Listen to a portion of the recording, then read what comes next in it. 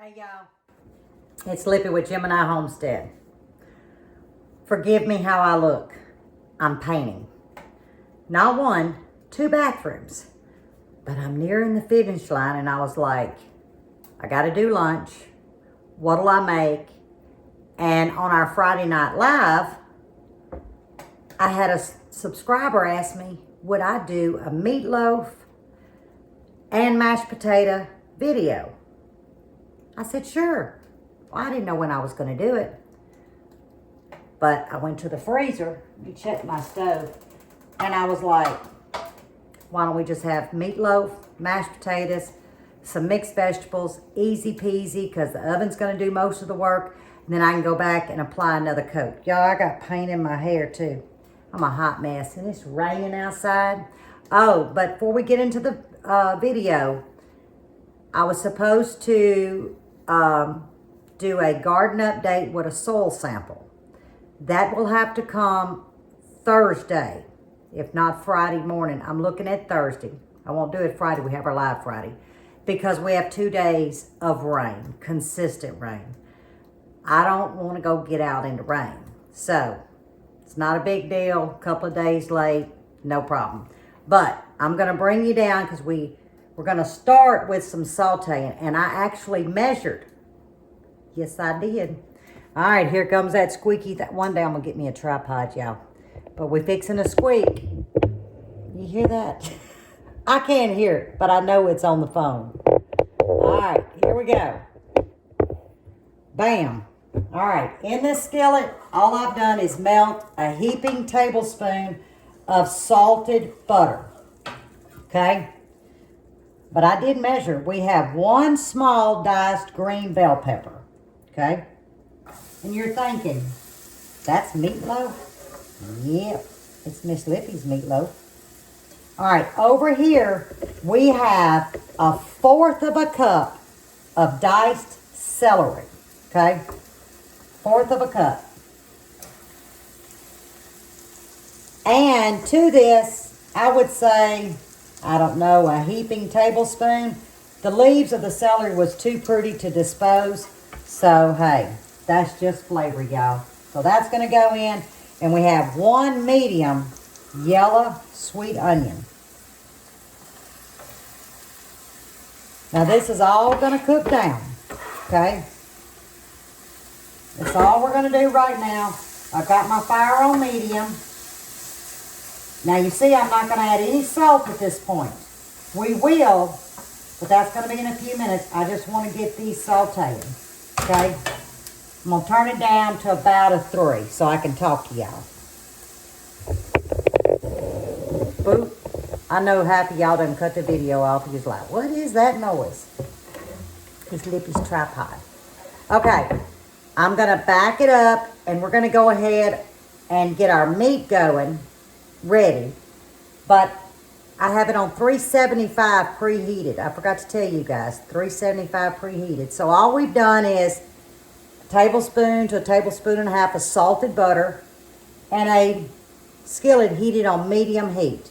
We added 1 medium yellow sweet onion, 1 green bell, about 1/4 of a cup, because I measured it, of extremely diced celery, and I used the celery leaves and just diced them up and dumped them in there for flavor, and we're just letting it marinate. Now we're going to go ahead and get our meat prepped. Okay, let me see if y'all can, let me get you about right here. Now, to this bowl, I have 1 pound of ground chuck and 1/2 pound of just ground pork. Now, Buddy and I, we grind our own pork. But you can find ground pork, not seasoned now, in your supermarkets. But it's 1 pound of ground chuck, 1/2 pound of ground pork. Now to this, and I'm just going to try to measure, about a teaspoon of swamp mix. I'll leave the link in the description of where you can, y'all, this is the best, where you can get these. I got a variety of them.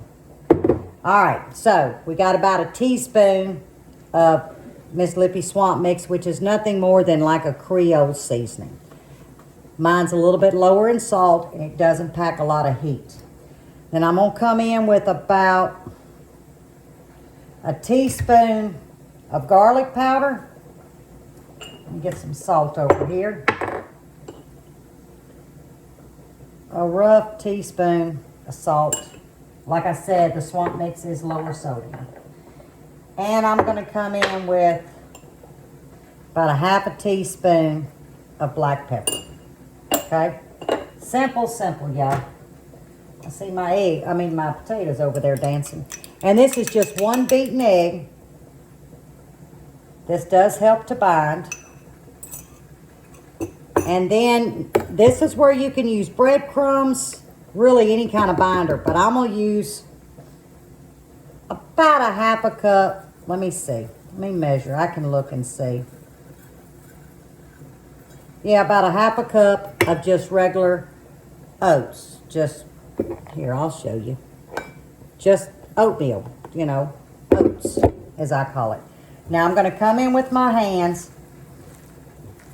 And you really don't have to worry about overworking this as, say, you would like a hamburger patty, because it's going to be dense anyway. You don't want your meatloaf falling apart. I'm going to have to come in with two hands. And I'm just going to blend it well, and I'm not going to go crazy with it. And we're going to let it rest, because remember, we've got the trinity going in. And a lot of you know a trinity is nothing more than onions, bell peppers, and celery. And if you were doing a Mirepoix, you would swap out the bell pepper for diced carrots. But we're doing a trinity. You know, we're kicking it up Louisiana style. Okay. This can just sit here and rest perfectly. I'm going to get my hands washed. We're going to check on our vegetables. See that they are getting soft. I just put the stove light on. So it's been going probably 3 or 4 minutes, okay? I wanted them to break down. I didn't want to force them by putting salt at the start and pulling all that moisture out. I wanted them to get tender. Now I'm going to come in with just a scant. I would say 1/8 of a teaspoon if we were measuring of salt. And I'm going to crank it up to about a number 6, okay? We're going to let these get tender, just another minute or 2. You can tell when they're tender. And then we're going to let them cool down before we add them to the meat. But we got another step we're going to do to these. So I'm going to let these cook on down. Then I'll bring you back and show you the next step. Okay, our vegetables are nice and soft, y'all. They're not mush, but they're very tender. Now I'm going to turn this to about a 2, and I'm just using tomato paste. That's all I'm using. And I'm going to come in, I'm not measuring, so I'm just going to attempt at measuring like this.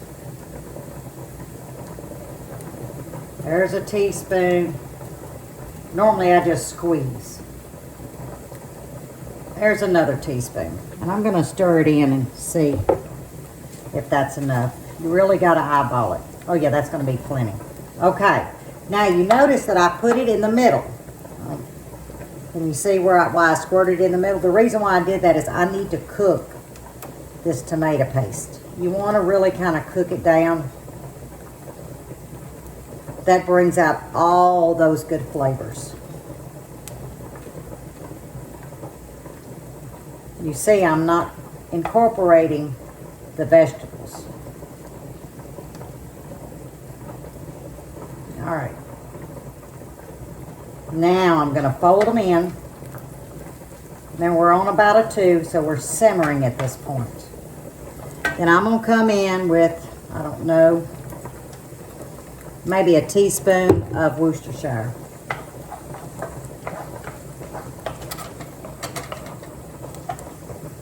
This is going to give that meatloaf such good flavor. Now, this is definitely optional, but I'm going to tell you why I do what I'm fixing to do. Okay. This is pure cane sugar. Now, like I say, this is optional. And I'm gonna measure it with my wooden spoon sitting here. I'd say a good pinch. That's it. Just a pinch. And what that's gonna do is that's gonna balance the acidity of the tomatoes. You're not gonna taste the sweetness, guys, I promise you. It just really takes that bitter out of a tomato and just enhances the sweetness, but not in a sugar form. Okay? Now I'm fixing to knock the pot. There we go, get it all off there. All right, fire is off. We're gonna take it off the heat. There's your squeak again. And we're gonna let it rest. Then I'll bring you back because we have one more step. Don't forget, 375, have that oven preheated. All right, while our vegetables are cooling down for the meatloaf, my potatoes were ready. So, I mean, I don't do anything too special. Maybe everybody does potatoes like this. Oh, I get a facial too. But in here, I've got just 5 medium-sized russet potatoes. I just boiled them up with a little salt. Now, I do mine a little different. I don't let mine go to mush. It's going to be hot. But whoops, did you see that? It still has a give to it. It doesn't mush. And I just knocked it all over the floor. But I'm going to drop you down because I need to show you the way I do mashed potatoes. We're not big potato eaters here. We're rice. But mashed potatoes, I guess, do go with meatloaf. Or at least that's what my subscriber friend said. So I'm owning up to my word. So let's get these mashed potatoes done and set them to the side. All right, what you're looking at is the pot that they were boiled in. No sense in dirtying up a bunch of, dishes. I've got 2 tablespoons of salted butter. Now, you'll have to add more if you're doing more potatoes, but there's just 2 of us. And I'm eyeballing this, y'all. So, half cup. That's it. Half cup of milk. And basically, it's done.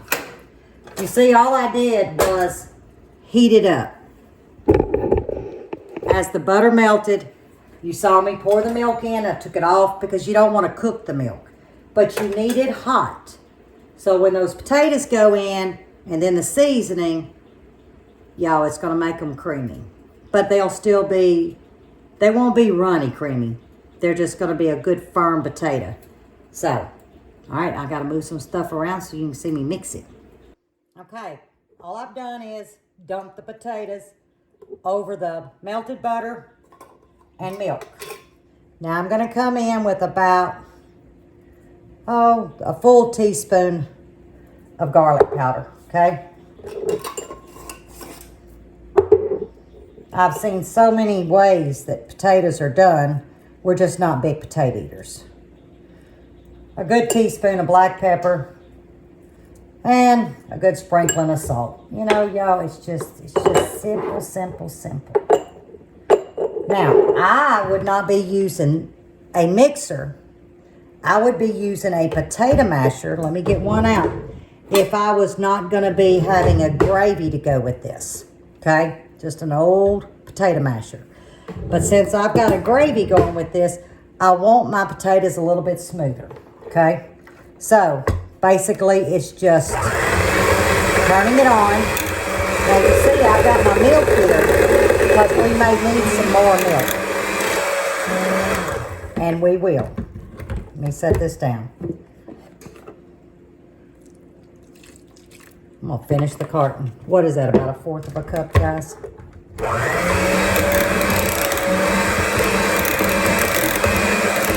And it's just that simple. All right, y'all. Look at them potatoes. Delicious. All I'm going to do is just put a little plate on it, call it my lid, move it to the side. All right, now we are ready to add the goodness. I'm going to turn it this way. I am left-handed, so let's hope Y'all, it's been one of those drop days. Y'all ever had one of them days where everything you touch, you just drop? You don't want to see how much paint I have dropped on a cloth. All right. Beat that off. I don't want to miss a drop of that goodness. Okay? It's just that simple. Now I'm going to come in and I'm going to fold this in. The smell. Oh my.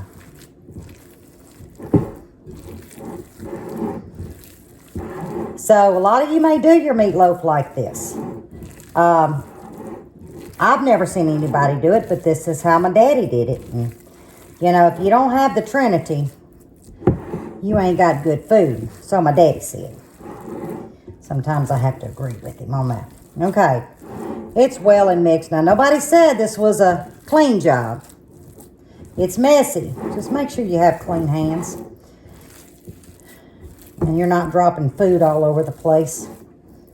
Okay. There we go. Now I'm going to get my pan over here. Let's see how I'm going to do this. Because there's another step and I've got... There we go. Because I want to get you in the camera. All right. I'm just going to gather this up. Plop it. Okay, in my loaf pan. But you see, I'm coming in here and I'm scraping all of that goodness. Okay? Now, there's something else we got to do to the meatloaf. Right now, I'm just going to kind of mold it in to the loaf pan. I guess I need to be going this way so y'all can see. Now, you see, if you had a big family, I would probably mix a full pound of pork with a pound of ground chuck. If you're just using just plain old ground meat, try and stay away from the 80-10. That's just too greasy. A 90-10 would be good because, see, we're not just stopping when this comes out the oven. We're making a gravy. All right. It's packed. It's pretty even. All right. Now, to the top of this, I've got, I don't know, maybe a fourth of a cup of ketchup, a big blob of mustard, just regular yellow mustard, a tablespoon to 2. And I got a heaping tablespoon of brown sugar and a couple of dashes of Worcestershire. Okay? And I'm just going to cover the whole top of this meatloaf. Now, you could add some hot sauce to this if you were just going to eat it like this. But I'm making a gravy, y'all, when this thing comes out. Okay. That's good enough. I want it on my counter. Set that over there. And I'm just going to smear it around, you know. I mean, this is simple, guys. Okay? And because I knew my hands were going to be in raw meat, can you see my fingers going in? You see that? I already had my foil sitting there. All right. I'm just going to cover it with foil. We're going to put it in a preheated 375-degree oven for about 40 minutes. 40 minutes. Then we're going to pull it out. We're going to remove the foil. And we're going to go another 15 minutes. 10 to 15 minutes. You got to check it when the foil comes off. So it could be 10 to 15 max because you don't want it to crust. And then we make a gravy. But cover with foil, 40 minutes on 375. Well, looks like painting will be late this evening. We still got a little bit on the meatloaf, y'all. But Buddy come in with a surprise. He just brought in a pot. Now, I've done washed them. Look at this, y'all. Can y'all see this? I don't know if the camera can pick it up. That's Nanking cherries. So, Lee and Trace over Stringfield Ridge Farm has Nanking cherry tree. I think they said they've picked a couple of 5-gallon buckets. They asked us if we wanted some. Buddy went in the rain and picked a pot full. Oop, I missed a little stem. So right after I cut the camera off to go in there and paint, he's like, oh, I got the cherries. I said, okay, so yeah, I'm fixing to get these cooked down. I just want to get the juice. And then I can put the juice in the fridge. And then tomorrow's supposed to rain. I still have painting tomorrow. But in between the coats, I can go ahead and make, you know, a few jars of cherry jelly. And he's going to get some more. And we're going to make some cherry syrup for the grandkids. But y'all, I just want to get a handful and bring it up. I know this has nothing to do with the meatloaf recipe, but I had to show y'all. Look at them. They're beautiful. They're very tart. They do have the pit in these, but you know, a meal would take care of that. But I'm just going to juice them. I may just go ahead and get a handful so I can have some to eat on. All right, I got to go paint. Let's see. Be back in about 20 minutes.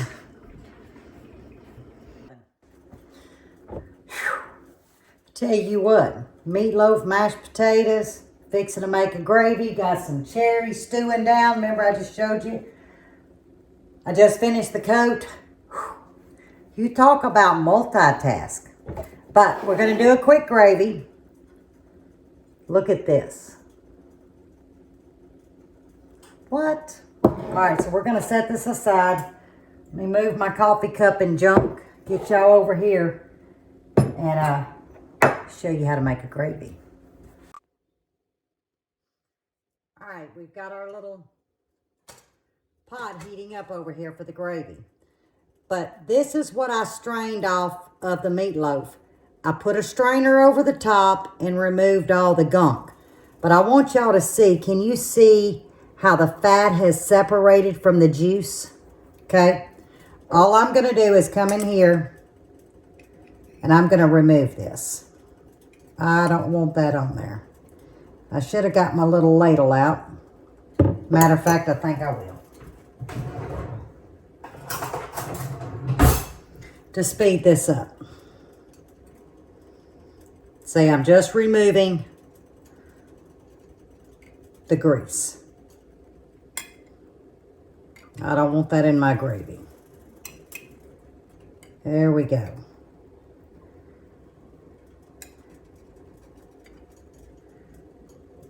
One more scoop and I think we are there. Oh yeah, we're there. Good deal. All right, we're just going to set this aside, y'all. Okay. Oh, I need a spoon. Another spoon for my flour. Now, I'm not going to make a bunch of gravy, okay? So, I'm going to come in with about 2 tablespoons. I'm on medium heat. I'm going to turn it down to about a 3. About 2 tablespoons of oil. And I'm going to do equal parts, okay? With flour. And you're thinking, well, you just removed the grease from the meatloaf. I sure did, but it's a little bit different because what we're doing is we're going to make like a little roux, okay? I need to bring y'all in a little bit closer so y'all can see. Let me move some stuff around because y'all really need to get a visual on this. Oop, I almost dropped y'all. Okay. Might have to add a little bit more oil.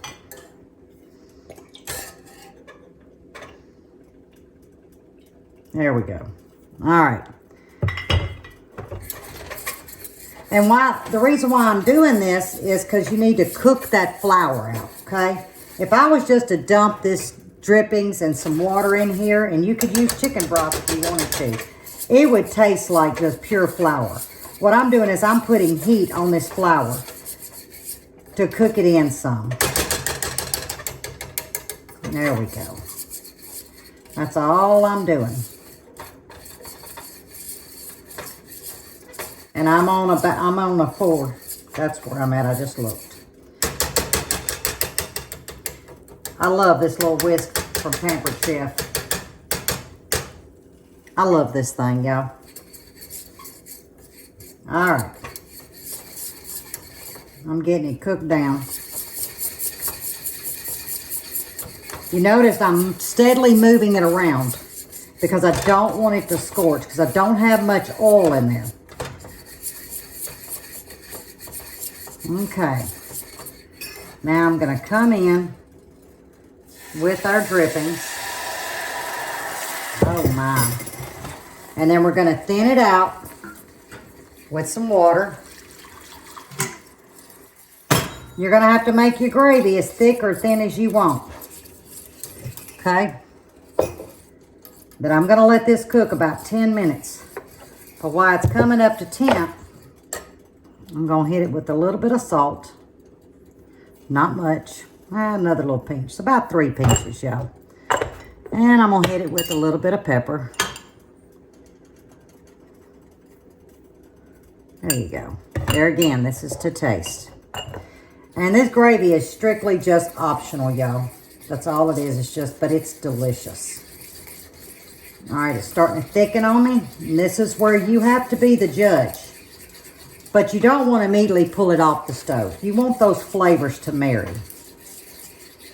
All right, while that's thickening up,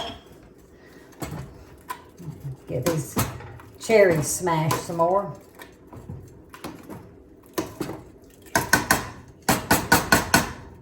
There we go. I'm going to add a little bit more because I want mine a little bit thinner. There we go. All right, can y'all see down in here? Now that is what you call beautiful. That's beautiful gravy, y'all.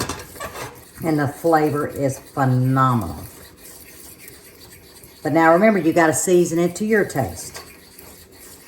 All right, I guess we're about ready to plate up. I'm going to kind of stir this around.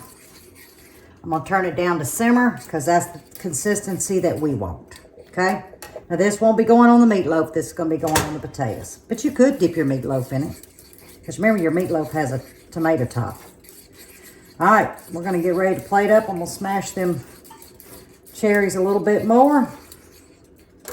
And lunch is done. Look who joined us. Hello, everybody. It's lunchtime. You knew I'd join for that. But I'm dying for him to sample the meatloaf before we end the video. Y'all, you got to mix the pork and the beef. That's mighty fine right there. It is. Lie to you. And you see how easy you can make a scratch gravy out of the drippings? So don't throw them drippings away. You can make a good gravy. I'm glad you called me on the shop. Are you? Yeah. See, Mr. Willis, you're going to feed me. But we're going to eat. I got to go paint. He's got to go back to the shop. And I got cherry juice to do. So, until next time. God bless. God bless.